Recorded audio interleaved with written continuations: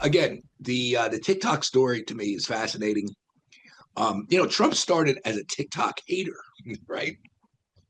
He wanted to ban it back in 2020. I covered it. I broke the story back in 2020 that Microsoft was actually going to buy it, and then the deal fell through because the Chinese didn't want to sell totally, and it went back and forth. During the Biden years, there was a bipartisan push to ban it. They signed it into law. Uh, this is Republicans and Democrats overwhelmingly believe that TikTok is a tool for the Chinese to spy on the youth, or at least very bad for America's youth because it hooks them on stupid stuff. And aside from with people, the Chinese have it's a Chinese-based company, ByteDance. The Chinese block a lot of the stupid stuff. Their kids will see the videos that talk about math and reading and history, and pro-China propaganda. Our kids get all the garbage on top of that. So, and our kids feast on the garbage. So there's that. There's the thing where they allegedly spy because the Chinese government controls most Chinese companies. ByteDance vehemently denies it, sued to try to get the Supreme Court to block the legislation. The Supreme Court affirmed the legislation. Then in comes Trump, and something interesting happens. He thinks that TikTok helped him get elected in 2024. Right. And since then, he's been trying to save it. And through some sort of a private sector deal where the U.S. investors would kind of own the U.S. part of it, majority owned. ByteDance would still have a minority part. They would keep the rest of TikTok, which is global and big. At least that's where we were heading. And then we went to trade war and everything stopped. And so this thing has been operating, still operating on 90-day or 75-day extensions, executive orders from the president, which is highly controversial. People say that's not even legal. But what I'm hearing is that he's going to do it. He's likely to do it again, unless he sees some strategic advantage in letting it go dark. But I don't, the theory is he doesn't really right now. So there's an 80% chance he's going to extend it. Congress is so wrapped up in the budget and all this stuff and the trade and the bigger issues involving trade with China, and that you might not hear that much pushback from the Chinese, from like even pro and the China hawks in Congress, like Rick Scott of Florida, Tom Cotton of Arkansas. So that's what I'm hearing. Obviously, day to day, story developing, situation fluid, but that's one thing that I've been reporting on.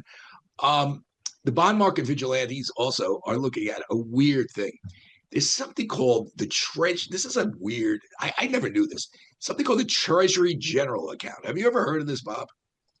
No, not until you wrote about it. Okay, so it literally is a checking account that the Treasury uses to pay for stuff on a short-term basis. Like Bob Sloan doesn't have all the money that he needs to pay his vendors and everything, right? So you tap into short-term lending, or you have a rainy day fund that you try to tap.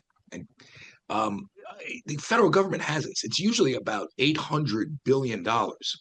Janet Yellen drew it down dramatically over time. The Trump administration has been drawing it down dramatically because we're at a budget impasse and we have a debt ceiling. And what these bond market people say, and it's Bear Traps report, a guy named Robert van Brandenburg and Larry McDonald, smart guys that cover the markets, the bond market in particular, which I believe in many ways is the most important market given its indicators of the economy. They're saying you could see in the summer, okay, debt ceiling's done, big budget, big, beautiful budget done. You got to replenish this. So I asked, why do you have to replenish it? Why don't you just keep doing? Well, it could be a sign in the market that you don't have them. You can't replenish it. That's a de facto default, right? That could be. And so they got to replenish it. And when they replenish it, we're talking about a significant amount of borrowing that goes into that on top of what they already have to do. So, watch it. It could be very interesting. It could cause a spike in interest rates. Go ahead. I'm sorry. So, that could very well be why you see so much jawboning of the Fed right now, right? I mean, the administration has been very much all over Powell to cut rates. I call Trump a one-man VIX because he absolutely causes so much volatility in everything that he touches, right? And you look at yields on the bond market, no different. Right. You look at volatility in stocks, ticking up. So everything that he touches is volatile and creates volatility, which is fantastic for stock traders. It's fantastic for Wall Right. Street explorers. It's It's great for fantastic. us. We have stuff to talk about We have constantly. things that media has things to talk about. People need data. But the ADP number came out and was very weak. Right? So Yeah. Trump, President Trump's has been jawboning Powell to say, what more do you need to know? Cut rate right now. Yeah, I mean, listen, we don't know. I think we're going to get into this in my next thing, which we'll unpack. But we don't know what we don't know. So I mean, a lot of these numbers are backward looking in terms of inflation, and Right. Trump would say we have low inflation, but it's backward looking.